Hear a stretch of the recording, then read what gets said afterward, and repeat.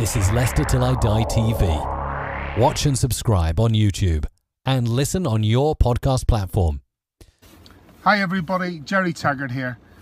Now be sure to watch Chris and Leicester Till I Die TV by subscribing on YouTube and following them on social media for all the latest Leicester City news and information. Come on you foxes! Strap yourself in, because we're set up, switched on and ready to go.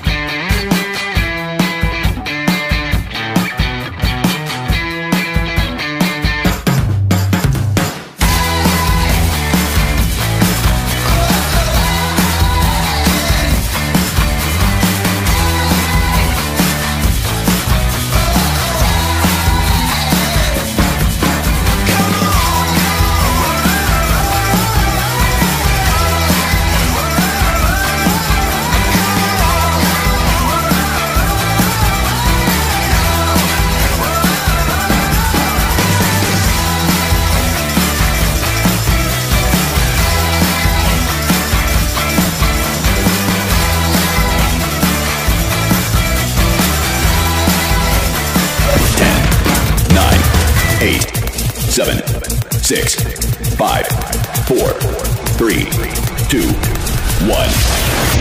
And it's live.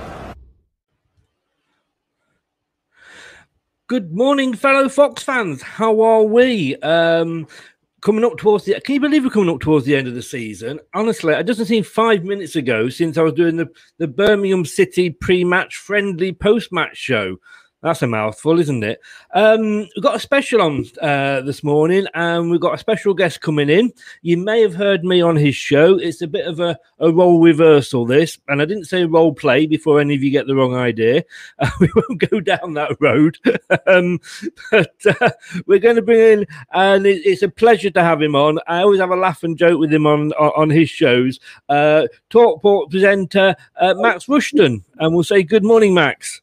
Hi, Chris. Listen, if you look, I haven't signed up for role play, but if that's where this goes, you know, we're both consenting. And if like, I'm generally sort of quite close-minded in that department. But see what we do. Look, it's really a pleasure to be here, and I'll tell you why I come on. One, hopefully because I'm nice, but yeah, I really like getting you on the radio to talk about Leicester because I think. And I don't know because we talk for, what, 5 minutes every month, maybe, if that. I think your approach to being a football fan is one that is actually quite rare, which is just to really enjoy it and be positive. And you've got lots to be positive about. But I don't imagine you are, you know, ripping up your season ticket because Leicester might not make the top 4. I think you have perspective and you're just quite friendly, right? And I just think there's real space. There needs to be space for some sort of friendly people in the game because not everyone is. So thanks for having me. No, thanks for coming on. And the check's in the post, as they say. Or these days, the PayPal transfer's on its way, I think, is the modern version. Max, you started out. We'll talk about yourself a little bit first of all, and then we'll come on to Leicester. You started out in BBC Radio London doing the breakfast show. So this time of the morning, although we're not going out live, it's 8 o'clock, people. This time of the morning, it's a bit of a lie-in for you. Well, I actually started at BBC Radio Cambridgeshire. I mean, I don't need to update your Wikipedia page. Is that your research there? I do, and I was, you know, sometimes your Wiki. I mean, I obviously wouldn't touch my Wikipedia page. I'm not that bothered about it. But at one point on Wikipedia, I was a member of the BNP, and I was going out with Louis Walsh, and it's those two things. It's sort of a strange diagrams between. It's too early for that. Role play, I'll do it this time. But going out with Louis Walsh. Well, of the two, I'd much rather go out with Louis Walsh than be in the BNP. That's for sure. Yeah, well, that's true. Yes. Yes. So I started at Radio Cambridgeshire, and it was like local radio was absolutely amazing for me. You know, because I must have been 21, 22, straight out of university. I didn't really have any experience at all, and they let me do everything. So I was doing football shows, and I was doing news shows, and I was reporting, and I was doing like attempted comedy. I mean, I thought it was funny. Not everyone else. Unfortunately, you know, we didn't have enough listeners, or Twitter didn't exist at that point for people to tell me how. But like, it was a really amazing grounding in video, which is sort of you know, which I absolutely love. And that sort of set me up. You sort of think, if you can do a 5-minute report on Peter Brizolda's lamppost, then nothing, then nothing else is going to be difficult afterwards, right? Because, you know, what a shame we didn't have YouTube back then. I could, I'd be straight on that, looking that one up. So that's where I started, and then I went to BBC London and sort of started reporting and reading the news again, and worked. Danny Baker was doing the breakfast show, and he's sort of one of my heroes. Yeah. And a brilliant broadcaster. He is, yeah. I occasionally did shows with him as sort of like one of his like gang, and they were great fun. It was great to watch him work. And then I got the breakfast show at BBC London because they sort of ran out of famous people. And then I did that for about a year, which was really fun and a great time. Like breakfast, it's a great time to be on air. Like, you're emotionally weak sometimes if you get up at 4 every morning for like an extended period. Not everyone can, you know, physiologically, not everyone can do it. Interestingly, I can't do the late shows. When I've done like the late show on talkSPORT, whatever, I'm just there going, why is anybody awake? It's like midnight. What's the point of this? So like, I'm totally designed to get my work out the way and then get on with my day. It just depends how you're coded, I guess. But I was at BBC London for 3 years or so, did the breakfast show. They replaced me because I wasn't famous, and I sort of went back to reporting. And I went to talkSPORT and did like 3 days of the late show, and then they sacked the presenter there, and they were going to offer me that job. And then I'd made a show reel and sent it to everybody in the world, and no one had replied except the Travel Channel, who said I was boring, and Sky Sports, who rang me up and said, let's have a chat. And we talked about Cambridge United for an hour, talked about Soccer AM for an hour, and gave me a 2-year contract to host that. Which was turned down the travel show to Travel Channel to go and work on Sky Sports. Wow. I actually turned down Blue Peter because on the day I got a really weird day. The day I had no offers at all. Like, I was just wandering around. And also, when I went to see Sky, I thought like maybe the temp in bowling or whatever. I just wanted to pay the rent. And the day I was offered Soccer AM, I then went to a Blue Peter audition, and I did the Blue Peter audition, and I sort of got to the last 3, and I said, actually, no, I want to do Soccer AM. So, who knows what I'd be doing now if I'd made a different choice. But whatever you're doing, you could have showed us one that you'd made earlier. Absolutely right, very good. And you got. I'm pleased with that for this time in the morning. I was impressed. But then you made. We spoke before we did this, and you had the job that made every red-blooded male in the country jealous. You did a show. You spent 3 hours every Saturday morning with Helen Chamberlain. Yeah, look, she's. The thing about Helen is, and she's a like a phenomenally brilliant broadcaster, actually, and I think was sort of quite underrated. And and I've said this lots of times before, but there are still lots of problems with in broadcasting in terms of like acceptance of women and female broadcasters, and I've seen that with female broadcasters at talkSPORT and the messages they get compared to the messages I get. And where Helen was brilliant was she knew her stuff, but like no one knows everything. I don't know everything. No. I go on air every time I go on air, there's stuff I don't know. And like whatever team I'm talking about, if I'm talking about Leicester, you know more than me. There's no way I can even pretend to know more than you. And so whenever you're talking about a team, there will be someone who knows more than you. And the issue that happens is, if I make a mistake, no one cares because I'm a bloke. But if a woman, and it is changing slightly, but if a woman makes a mistake, people are like, oh, you didn't know that, Muzzy Izzet played more times than Steve Claridge or whatever. It's easier to pick on women, isn't it? Exactly. And where Helen was brilliant was she was like, look, I don't care. If you don't think I know it, it's your problem. And that was, I mean, that wasn't part of her brilliant, but that was where she was in a, where she was just brilliant at just saying, I know this, and I'm not going to try and I don't have to prove my knowledge to you. And what I've seen in the past with some female broadcasters is a sort of nervousness that people, they want to try and impose, say, I know this, I know this, I know this. No one knows everything. And I hope I've articulated that correctly. She was, she's brilliant. And it was great. And she was really great with me because it was very much sink or swim. It was just like, you'll be fine, crack on. And I was absolutely terrified at the start of that, you know, and she could have made my life really difficult, but she's nice, so she didn't, you know, she was like, crack. And also, you know, in our first season, she's a Torquay fan, I'm a Cambridge fan.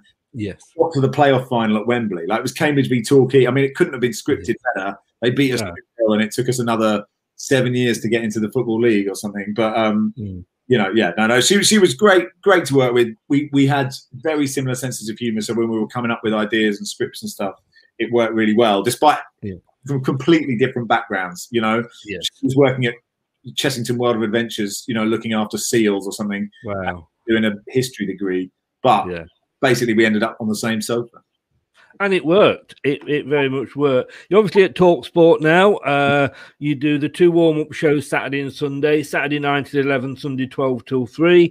And you also do a Guardian podcast, which I've got to be totally honest with you, not being a Guardian reader, I didn't realise. But tell us about the podcast. How dare you? I'll get you a subscription to the Guardian. It's, you know, it's the best journalism you can find. You know, we're not funded by billionaires. We're funded by power to the people. So, so Sunday with Barry, I've been doing for about 8 years now. And actually, normally we're on in the morning, but while hours move around depending on all the kickoffs, we just do what we're told. And I've been the reason when I got the Sunday show at talkSPORT, they asked who I wanted, and I asked for Barry because it's nice to have a truculent Irishman next to you.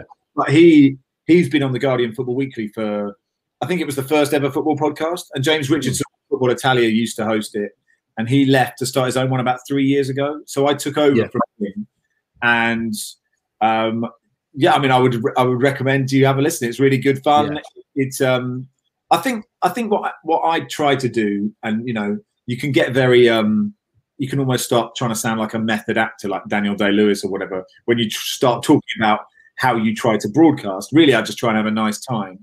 But what I try and do is, and I think sometimes people get this wrong, certainly I feel they do, is I think we take a lot of things in football that don't matter way too seriously. You know, was he offside? Wasn't he offside? Yes. You know, should he have got beaten at his near post? Shouldn't he? You know, did he turn his back in the wall? Should he never play football again?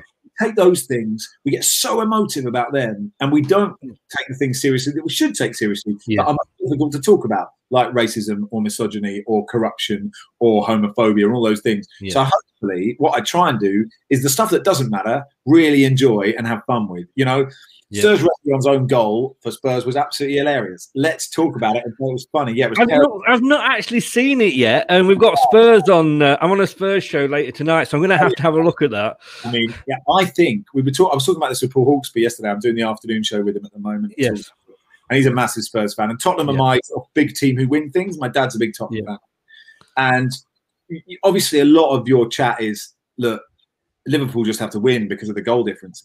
Honestly. If you turn up on Sunday, I reckon we were saying you could put 5 or 6 past Spurs the way they're playing. I mean, you really could. I think you could. You know. So that's what I think is the key: is to really have fun with the stuff that doesn't matter, that people get so enraged about, and when things actually do matter, talk about them properly and do it seriously. Yeah, you mentioned there your dad, I didn't realize, was a Tottenham fan, and yet you supported your local side, Cambridge United, which is good to see. My son, although I'm Leicester, he was born in Burnley, and I remember saying to him, "Son, you support Leicester because your dad supports Leicester. I don't mind you supporting Burnley because that's where you were born and you're going to be brought up, but you're not supporting one of the big clubs just because they're on telly all the time." What happened?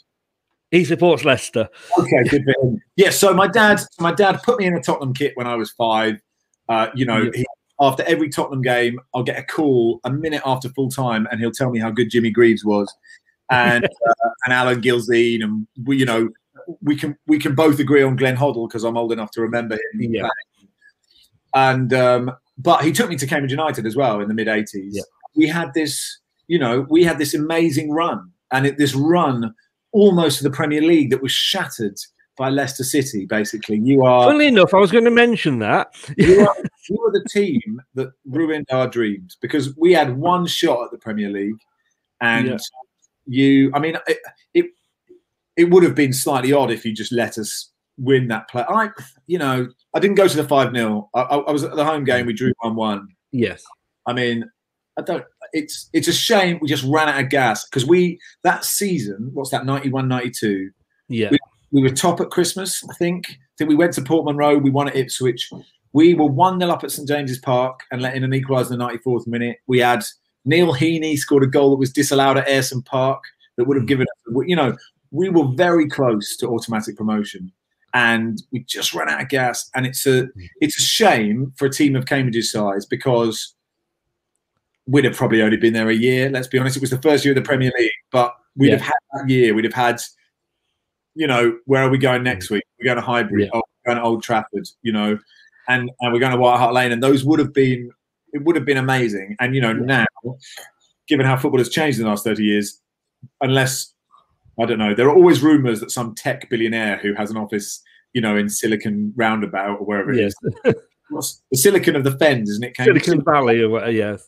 Anyway, whatever it is, we'll buy Cambridge. We're a really well-run club. We've done amazingly this year, but, you can still dream. But, yeah, were you there? Were you at that 5-0?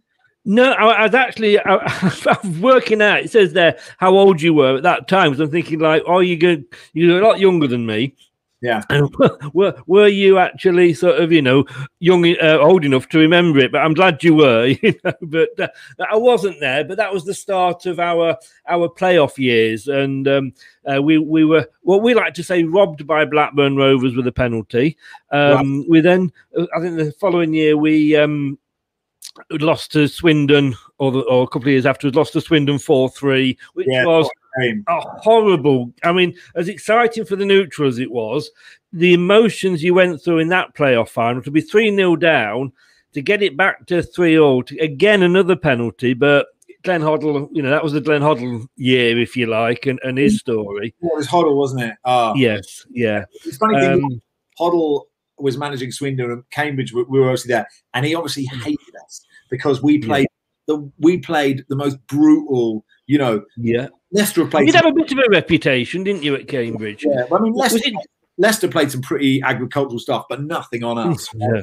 And we had good players within that system. Yeah. We had Dion, and we had Stevie Claridge, and we had John Taylor, who was excellent, and Lee Philpott, who you obviously know, and beat him. There's a lot of connections between our two clubs there, isn't there? Yeah. So well, I can't wind you up about it now because you brought it up, but I didn't realise Cambridge actually, because we've only played each other, I think, 14 times. We've not got a great history between us, but you only actually came up to the Football League in 1970. Yeah, I mean, I'll be honest. I was born 9 years later, so in my mind, we've always been right. And apart from those years in the conference, which is a really hard league to get out of. But yes, in my mind, we've existed forever. And I don't want anyone to tell me otherwise. We're the greatest team the world has ever seen, obviously. It's great. It's great to speak to people because a lot of presenters on most stations, though, they're ex-players, so they've been like, they're from Chelsea, they're from Man United, and it's good to speak because I don't. And I've been watching, obviously, I follow talkSPORT. I've been on a few shows, and I watched now on YouTube. And I still don't think of Leicester as a big club. I think you've got the so-called, whether you want to call them big, greedy, whatever, six.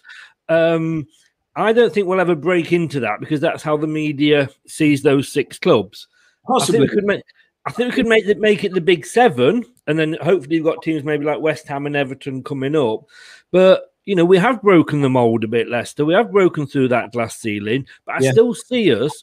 And it was a good point that I think it was Andy Goldstein made the other night that Leicester. Leicester. Is it still little old Leicester? But I still think the first year we got into the Premier League, it was great. It was almost more fun watching the big players from the other teams come along as it was watching Leicester. I think you make a really interesting point, and I think there is a reason. Leicester obviously a very famous club; they've got a famous history, but it's not a history that people in South America know, right? It's not a history that people in etc. So to become being a big club, does it really matter? I don't know if it matters. what matters is, are you enjoying your football, and can you see progress, and all these things that Leicester have that, what you have, which is unlike all the top six pretty much, is a sort of symbiotic relationship between owner, manager, players, which it won't last, right? And you have to enjoy it, because these things change very quickly. And but you have something that I think a lot of the bigger the bigger clubs would love. I think what's interesting, sorry, they're drilling in the cafe downstairs. Just that's right. What's interesting is, I don't envy fans of the big clubs, because it's all about expectation. And if you are now like for Man City fans, right, especially ones who are sort of my age and older, what a wild ride. Now I don't need to go into great detail about having concerns about where the money comes from, but if you put that to one side, which is a big if, and I struggle to do that, what a ride from being in Main Road and having Michel Vonk and Terry Phelan, decent players, you were just a different people, and to sort of see this and now be competing with Manchester United is amazing. But for them to, they've got to do it for 20, 30 years for that history. Yes, we sort of felt completely worldwide. Manchester United and Liverpool are the biggest teams in the country by such a long way, because of their history. And so for Leicester, really, it's just, what's great is you're punching above your weight. You're doing amazingly. It may not last forever. You may, depending on what happens with your owners, and it's obviously it's difficult, because your stadium, I don't know how many do you hold? About 30. 30, right? 30, yeah. Like the TV money is sort of going that way. Receipts don't matter as much, but Leicester will never be Real Madrid or Liverpool. But it doesn't matter. It doesn't matter. And I agree. And so what that means is, when you do come out of the top four, if you do this season, you can be a bit annoyed, but it's all right. You won the FA Cup. Like, what a moment! What a time for you. And the Chelsea fans won the FA Cup, right? And a Chelsea fan is just as much a fan as you are a Leicester fan. Yeah. Wouldn't mean as much, because they've won it so many times. This is the point I was making a lot. It is. And the problem with, if you suddenly become one of those top clubs, is the expectations that come with it. Expectations change so quickly, don't they? Like expectations, like Leicester fans' expectations have changed dramatically since Nigel Pearson, or since even with Martin O'Neill, it was very much like we don't deserve to be doing this, with just Ian Marshall and Jerry Taggart and gotta love Jerry. Gotta love a bit of Jerry. Oh, I love Jerry. He's a great bloke. Actually, he was meant to come on talkSPORT, and he forgot because he was doing yoga, and you were like, never in my mind that I think Jerry Taggart would be using that excuse. I do speak to Jerry Taggart. I'm going to have to make a note of that. Jerry Taggart and yoga. He's not the sort of thing you could see him doing, is it? Not to come on, because he tells a great story, and I don't know if he's told this to you. Leicester were playing some friendly in Ireland, I think.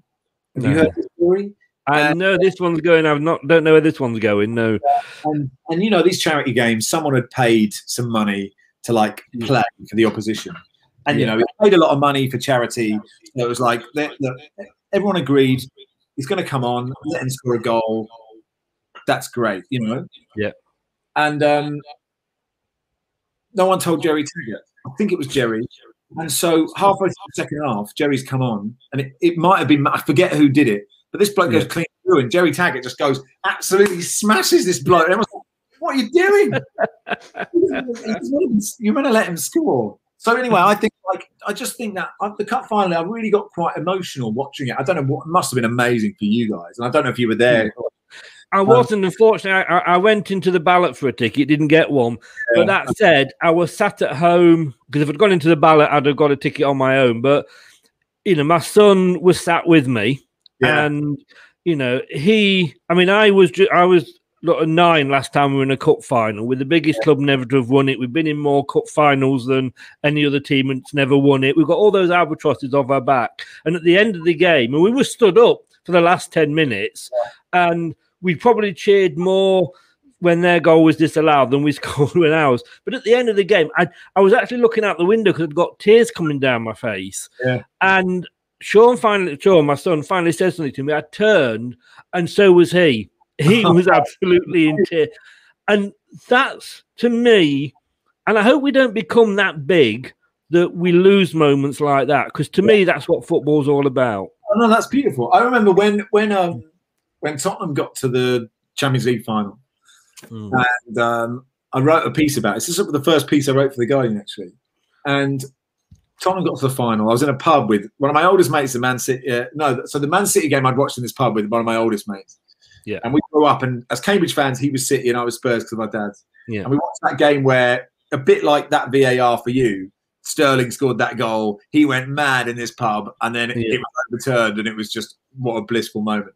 And then after the Ajax game, I remember because I had a ticket for the Champions League final, right? And Tottenham had got to it, and then I just sat there and thought, I've got to watch that game with my dad. You know, my love of, and there were lots of Spurs fans who couldn't get tickets, so I actually gave a ticket to Paul Hawksby because he Tottenham season ticket holder. Like, he had to be in the ground, whereas my love of Tottenham is a TV love, and it's about my relationship with my dad. So I had to watch it with my dad, and it's the same thing. Like, it didn't quite work because the train got cancelled from Cambridge to London. He was coming down, and it was like 35 degrees. So by the time he got to my house, he was late. He missed the penalty, so Spurs were already 1 down. And then I chucked him in an Uber like at full time, or after Origi scored. Then the trains were cancelled on the way home, and he didn't get back till 2 in the morning. So basically, I tried to kill my own dad, dad, you know, just for a Guardian article. But I hope you're in his will.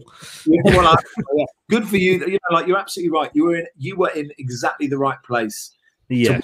And do you know what? I mean, it's funny. I was convinced that Wes Morgan had scored an own goal because I thought that was really strange. I thought that was tactically. I just thought Wes hasn't played for so long, and obviously I'm not at training, and I don't think Brendan Rodgers is a smart enough manager not to be ruled by his heart. But there's a little of that with Brendan. I've interviewed him a few times, and there's a little bit of the romantic in him. And I just thought, when he came on, actually Charlie Baker messaged me straight away going, "Where's Morgan own goal?" And I was like, "Oh, please don't say that because it would just hurt." He has got a bit of a history, not as bad as Frank Sinclair, but that was probably Wes's last ever game for Leicester. Yeah, you know, contract's up at the end of the season. He hadn't played. Well, we were playing at the start of the season with all the injuries that every team's had this season. We were playing players we never heard of from the youth team. We were bringing Christian Fuchs, as Barry mentioned that time. You know, we're like the Hotel California for Christian Fuchs. He'll never leave, you know. Yeah. But it was kind of, I'm glad it wasn't, because you didn't want him to sort of that be his last thing that he ever did for Leicester. But after all that he's done, he got to lift the trophy with Casper. Yeah, I agree, and it was brilliant. But I was just sitting there thinking, if that is an own goal, and even if it's disallowed, that's going to be Wes Morgan's sort of anxiety dream. Like, mine's about, you know, having to do my dissertation. But like every night, Wes Morgan's going to wake up in a cold sweat at 4 a.m. going, "Oh shit, I've scored an own goal in the cup final." But I thought it was strange. I thought bring him on in like with 1 minute to go. But maybe it was the right thing to do, just to head the ball out of the box. Who cares? It was a bit, I could see tactically what Brendan was doing, because the problem was, had that goal counted and it gone to extra time, we'd got all our strikers off apart from Jamie Vardy. We'd got all our defensive players on, but Chelsea had gone the other way and got all their strikers on.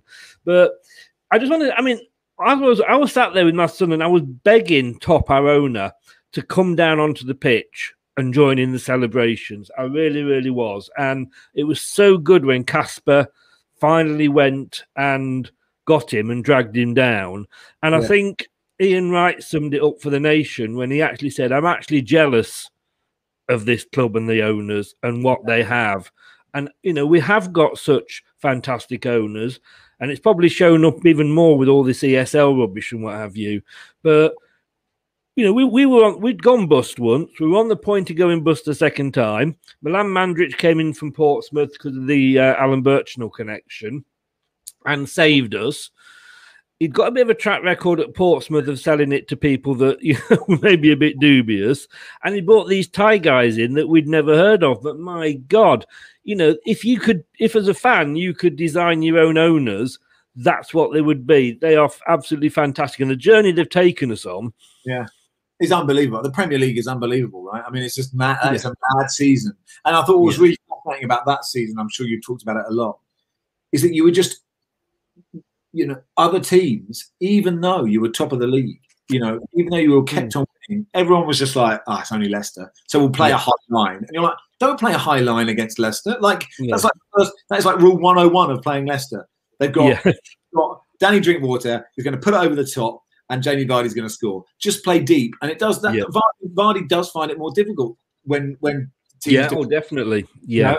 Well, interestingly, on the podcast about 2 months ago, somebody asked Barry a question, which was, would he rather Ian Acho or Ian Marshall?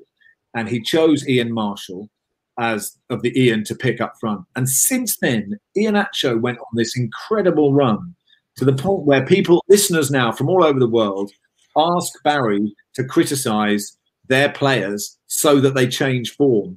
And, so really, if anything, that's great.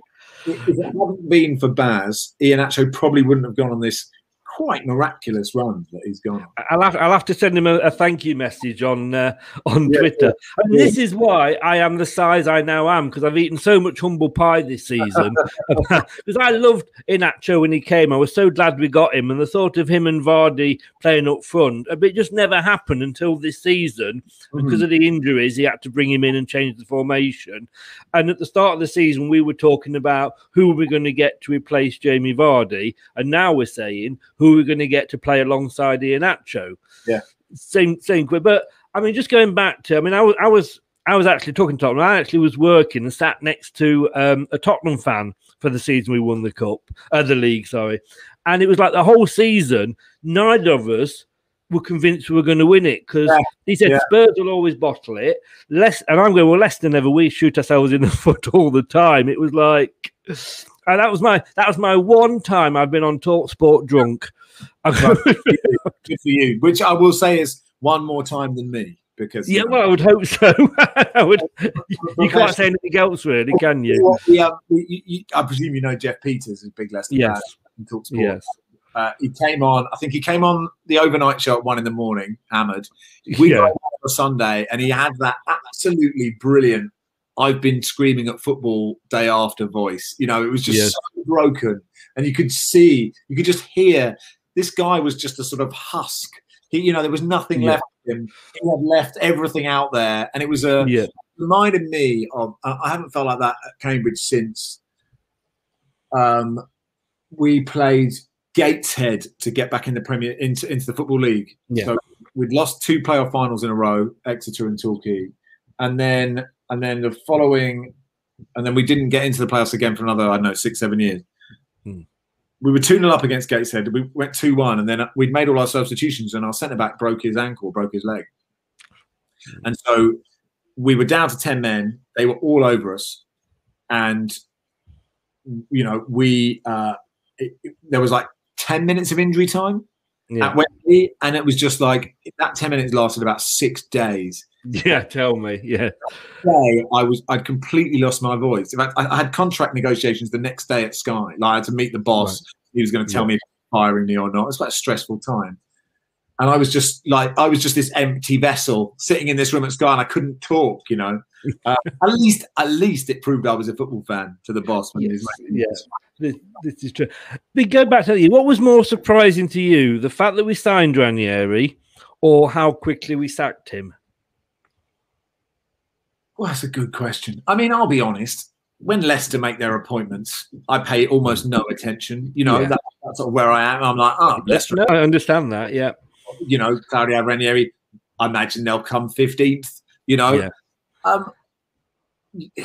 It's a very good question, because you'd sort of think if you've won Leicester the Premier League, you should really just be given a decade. Exactly. It's a ruthless business, isn't it? Because Cambridge, our keeper got injured halfway through the season, so our reserve keeper came in, played brilliantly, saved some absolutely crucial penalties. We got promoted on the last day of the season, and he was released 2 days later. And that's the nature of the game, right? It is. It's so brutal that I can't remember how much Leicester had slipped the following year. We had. I was very supportive of the signing of Claudio Ranieri, and I've still got the copy of I used to blog for the Metro at the time, and I've still got the copy of that saying he's a good signing, just because nobody ever believes me. Have you kept all the copies of the things where you were wrong or not? Of course not. Who does that? Who does that? But I'd like to say I'm never wrong, but I can't say that. But yes, unfortunately, he had to go because we were either 16th or 17th at the time. Yeah. Although we were doing well in the Champions League, we actually we could have gone out. We could have gone out the league that season. Yeah. And we actually ended up being the worst in terms of position, the worst defending champions of any winner. Chelsea matched it the following season. They came 10th, but we were 11th. Unfortunately, he had to go. But I mean, that was another I was there with my son moments. Quarterfinals of the Champions League. Yeah, we went out to, but nobody given us a chance. Arsene Wenger said we're going to be an embarrassment to English football, and then went on to lose sort of 10-0, I think, over 2 legs, I mean, I did think, really, Leicester, after winning the Premier League, you might as well just pack up, right?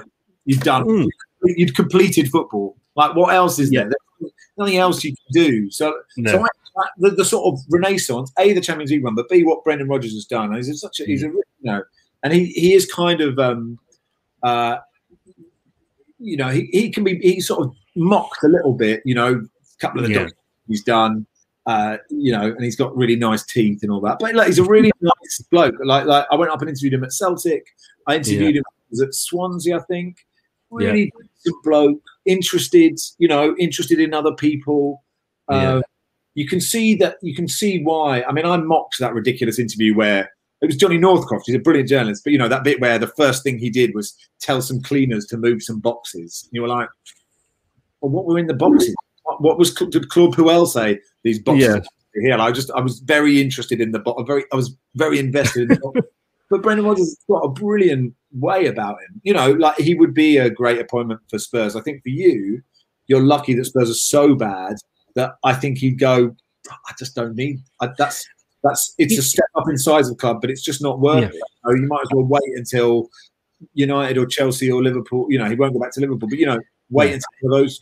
He will move on. I've no doubt about that because that's the nature of football. Man United lose players to Real Madrid. We lose managers to others.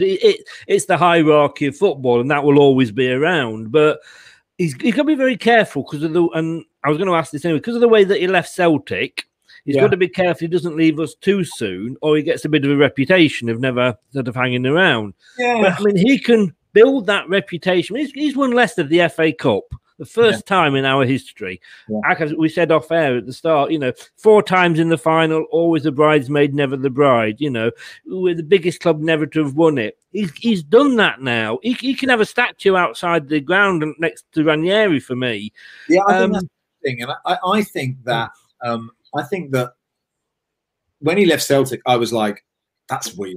Why are you doing that?" Everyone, just wait, get all the trophies and go in the summer. But it's proved that it was the right thing to do. So I think if he did leave Leicester, if he joined Spurs before the Spurs game tomorrow was in the other dugout, yes, it would be a huge story. But I think eventually you'd have to go, well, you've done this, you've ticked that box, crack on. I think he'll, obviously he'll wait to see what happens. If Leicester in the Champions League, he's 100% staying. And I don't think it's a done deal yet. I mean, the chances are you won't get in it, and it is a disappointment from where you were. But I think Chelsea, who have Chelsea got? Villa? I think Chelsea got Villa. I'm not sure who Liverpool have got. You've got Roy Hodgson's last game. Roy, who didn't have a great time at Liverpool, but you imagine Liverpool to win that game. But they're still, look, even that Burnley game, they were suspect at the back. Nat Phillips had a good game, but balls over the top. Chris Wood ran on and could have scored 2 before they got started, Liverpool. But this season, when you look at some of the results that have been out there, I mean, we've been on the end of them. Newcastle 4, Leicester 2, Villa 7, Liverpool 2, West Brom 5, Chelsea 2. I mean, there's been some weird results. So I think there's a twist left in the tail still. I hope so, yeah. But I mean, when Brendan left Celtic, and we'll never ever forget the famous Chris Sutton "Celtic reserves are bigger than Leicester" comment. But what he learned, you got to hate him. I think he's brilliant. Actually, I think he gets it in that kind of antagonising. I think he does it in a wry, dry way that makes me like him, where I find a lot of sensationalist broadcasting really, I hate it. Like I genuinely hate it, but I find his way really charming. I mean, you know, the problem is whatever, and he has been complimentary. I was listening, he was commentating on one of the games on BT, and he was very complimentary of Leicester, but that will make no difference because he'll always be remembered for that comment. But the thing was, what Brendan did by coming early, he had 10 games where Leicester left that season, and he learned more in those 10 games against Premiership clubs than he would have learnt in 250 friendlies. Sure, of course. You know, and I think that's why I left. Last question, and I really do appreciate your time here, and I'm watching the time, and you've probably got bigger and better things to do. Well, I'm thinking about decluttering the house. I might move the pasta maker, which we don't use a lot, into a sort of reserve cupboard. So when you say I've got bigger and better things to do, you know, that is arguable. I was saying that how the rich and famous live, eh?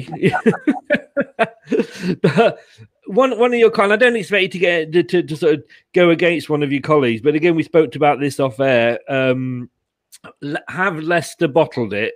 Now, I personally don't think they have, because I think for a team of Leicester, if we come fifth, which we're guaranteed, it's the Europa League again, and we've got the FA Cup.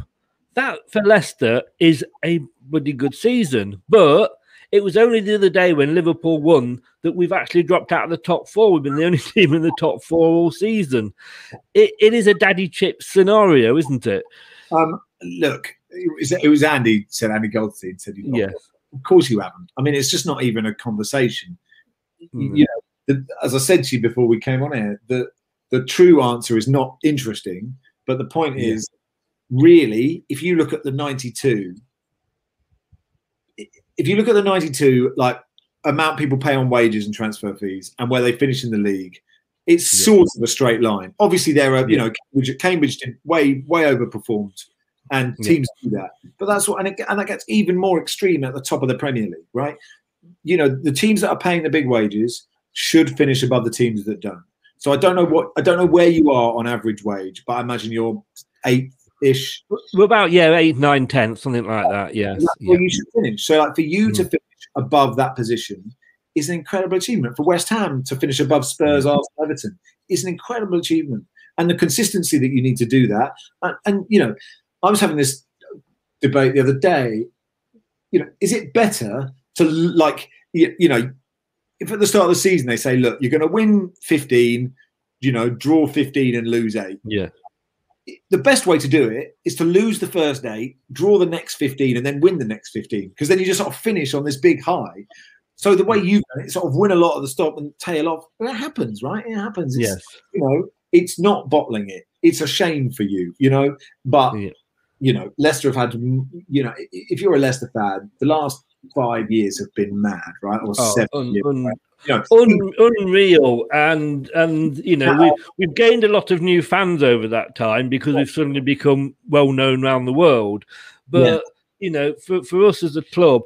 That said, do you, as a sort of a Cambridge fan, does the Leicester story inspire you that maybe one day that it can happen? Because I mean, it wasn't that long ago we were playing Man City in Division 1. Well, sorry, League, what is now League 1.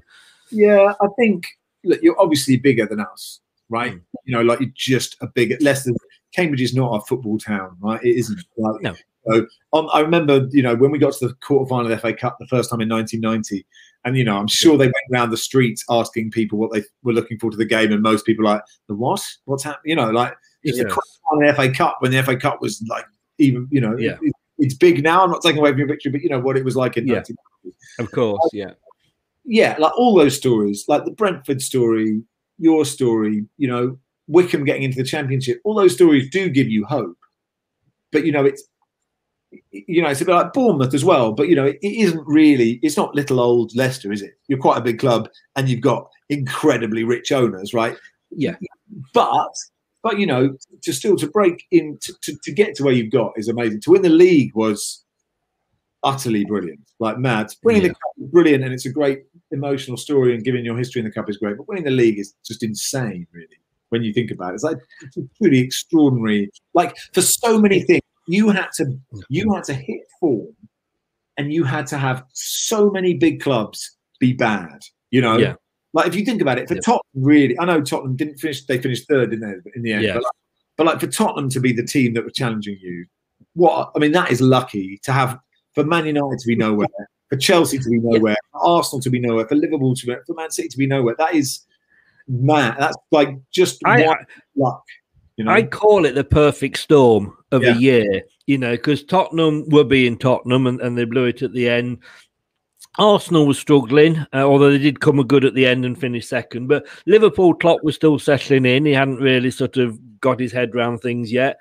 Man United were going through different managers. Man City then went and announced that they were sacking Pellegrini before the end of the season, which is always a bad one. So everything sort of fell into place for us. But you know, we were and the funny thing is, actually, I live just outside Bournemouth now, and I can remember I've been down here 10 years, and I can remember 10 years ago there were docked 19 points for going into administration. The players and management were collecting money in buckets outside the Bournemouth Pavilion Theatre to try and keep the club going. And then the fact that they got to the Premiership, and it's almost an overlooked story because of what Leicester did that year. But Cambridge, and I'm going to end with a congratulations here, second in League Two, up to League One next season. Well done. Are you going to stay up, or are you going to come straight back down? That's always the problem with teams in those divisions, isn't it? I don't know. I mean, it depends on if we can keep. Wes Houlihan was amazing for us. Like, amazed, 38, 39 now, and he was brilliant. And I watched so many games on iFollow because, it was that was a real godsend actually. And we had a striker who scored 32 goals, Paul Mullin, out of nowhere. Like, he's not done that in his career before. We've got a great manager, a guy called Mark Bonner, who will go a long way in the game, I think. Massively depends on our recruitment and our business. I wouldn't be surprised if we went down. I wouldn't be surprised if we made the playoffs. That's how random I feel it is. But we've got we have a great manager, and we're a well-run club. We've got good people in the right positions, and it was it was brilliant this year. Like, we went to I got a really hilarious email from a listener just saying, look, I'm a Northampton fan, but I've just started renting a flat which overlooks Brisbane Road, and I see Cambridge are playing there in a couple of weeks. Do you want to come? And I was like, well, this guy might be a serial killer. Yeah, you never know, do you? I'll bank on him not being a serial killer. So I took two of my best mates, two of my oldest friends, and I thought they'd just have like a little balcony, but they had like a penthouse, and it's like in Brisbane Road, but it's like the ultimate corporate hospitality because you could drink because you weren't really in the town. We got a delivery crew, we got loads of pizzas in. We won 4-2, and it was so great to be at a game. And I don't go to lots of Cambridge games, so I'm still playing on a Saturday, and I'm working on Tuesdays and things. It's quite tricky for me to go to games. It was just such a brilliant day, and we won. And we left, and the bus was outside, and another set of Cambridge fans had booked an Airbnb, which happened to be in the ground as well, 3 months ago, to watch a game. And they were outside the stadium, and the players, like, literally, we walked out. We weren't hanging around. The players just walked past. We're like, all right, lads. They were like, we needed 1 point from 3 games. We then lost at home to Stevenage. But it was all like, okay, that's okay, because we got 1 point. We then played Harrogate on the Friday night. They had the FA Trophy from last season on the Monday, so they rested 8 players. We were 3-0 down after 20 minutes. We got it back to 4-4, and then we lost in the 85th. We were like, "Oh no, we're gonna balls this up." And then Grimsby at home. So we had a whole week to wait, and then Grimsby, who finished bottom, relegated. We're playing them, and I was so nervous, but actually, like, we managed it brilliantly. Our manager, we were playing some really good football. He went really Jose. He was like, we are gonna get great chances. They have to break us down. We won 3-0. And Jeff Stelling and Merce, I'd have worked with Merce for years. Jeff Stelling and Merce, it's funny, I was getting these tweets about Soccer Saturday because I was watching another game. I think I was watching Cheltenham on the telly, or who was I watching on the telly? Who else came up? I've forgotten. Cheltenham and Bolton. Yeah, I was watching the Bolton game on the telly. Anyway, then I just sort of getting some messages going, Stelling and Merce are just talking about you on Soccer Saturday, which is really gratifying, right? And Merce Merce had the Cambridge game, and it was a bad game of football. He was just like, "This is rubbish. I don't know how Max watches this. This is the best." And Jeff, I've known Jeff for years, and he's obviously a big Arsenal fan. And they were like, "Oh, I'm really happy." And I was like, "What a lovely!" It was just so nice for me. It was quite self-indulgent, but yes, having the boys on Soccer Saturday just saying, "Oh, good day for Max. Cambridge are up." And yeah, I'm so happy, and I feel closer to the club than I have for a long time because I got to watch every single kick of the season. Yes, oh, it has, and it's going to be strange next year or next season, sorry, when it all kind of gets back to whatever normal will be. But you know, I mean, like as I struggle to get to games now because I do live on the south coast, and for me it's been a godsend because I've got Amazon, I've got BT, I've got Sky, I've got a bit. It's costing me probably be cheaper to buy a season ticket and with the petrol up and down every week. But oh, Max, it's been great. Thanks for coming on. Thanks for being so honest. Good luck to Cambridge next year. Good luck to you, and look, thanks for being a positive force. You know, a lot of these YouTube channels are quite angry, aren't they? And you probably double your audience, you know, if you just took your shirt off and swore down the lens. But it's important that football has some friendly people in it. We do. I do have my odd rant. Okay. I have been known to rant, but we always try and do like the post match is always like half an hour, 40 minutes after the final whistle, so we can actually chill and have a beer and take it in hand. But no. But thanks very much. I will certainly search out the Guardian podcast, and everybody should do that. Search Max out on the Guardian podcast, and of course listen to you on talkSPORT. Midweek, what days are you on with Hawksby? I'm doing Tuesday. Well, I mean, you should listen to Hawksby and Jacobs every day anyway, because they are. Oh, I do. They're a good laugh. Yeah. Paul and Andy are brilliant. I'm doing Tuesday, Wednesday, Thursday at the moment. Andy will hopefully be back doing that full time soon. But yeah, 1 till 4 every afternoon, and then Saturdays 9 till 11, Sundays whenever we're on. I mean, that's too much of me, to be honest. Even I think it's too much of me, but. Yeah. You are the Terry Wogan of talkSPORT. I've definitely been called worse than that. I appreciate anyone who listens for any amount of time. Brilliant. Hey, enjoy your decluttering. I've got to go and get ready for an Iceland delivery, so my day's as exciting as yours. Cheers, mate. All the best. Thanks so much, and stay safe, mate. Thanks, Max. Cheers. Oh, that's Max there. Thanks so much to him for coming on. Be sure to check him out on, like I said, the Guardian podcast. I'm going to go and search it now. And like he said there, on all his talkSPORT programs. And like I say, he's a Cambridge fan, so good luck to Cambridge next year. Hope they do well. Thanks very much for watching, and I will see you on the next show. Take care. Good night. Bye-bye. Hello, Matt Elliott here. Be sure to watch Leicester Till I Die TV on YouTube and follow all their social media platforms for all the latest updates and news on Leicester City Football Club. Thanks for watching Leicester Till I Die. This is Chris saying goodbye, and see you next time. Some people are on the pitch, they think it's all over. It is now.